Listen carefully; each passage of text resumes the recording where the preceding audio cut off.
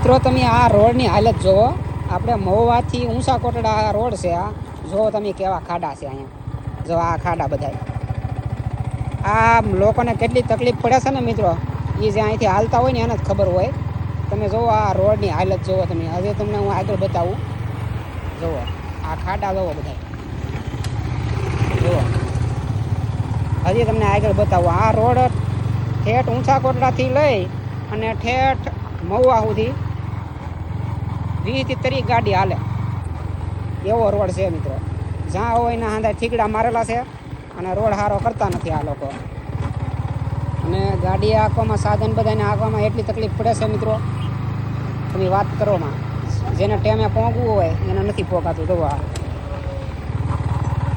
જુઓ હમણાં આવી આગળ તમને બતાવું. જુઓ તમે આ રસ્તો. આ કાંઈ રસ્તો કહેવાય? રોડ કહેવાય? જુઓ આ ખાડા બધા. જુઓ આ જુઓ આ કાંઈ રોડ કહેવાય મિત્રો? આ રોડની ઉપર કેટલા લોકો આ સાધન હકારે છે. અહીંથી ઘણા લોકો જાય છે અહીંયા. જુઓ તમે આ રોડ ખરાબ છે. જુઓ હવે આવો રોડ છે મિત્રો. અહીંયા એટલી તકલીફ પડે છે હાલવામાં.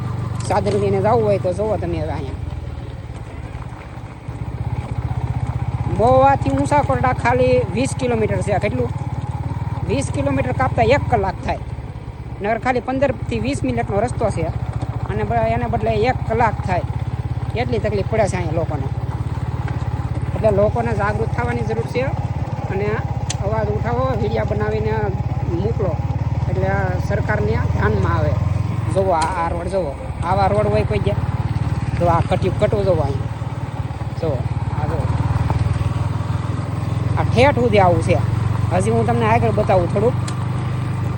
જુઓ આવો તો કાંઈ રસ્તો હોય મિત્રો? તમે જુઓ તો બધે આ કેટલા વર્ષથી ખરાબ થઈ ગયેલો છે. હજી આ સરકારની ધ્યાનમાં નથી આવ્યો મિત્રો. તો તમે આ વિડીયો એટલો શેર કરો કે આ સરકારને ભાન થાય કે આ લોકો કેટલી તકલીફ પડે છે અહીંયા હાલવા ચાલવામાં. અને આ રસ્તો હાવ ખરાબ છે.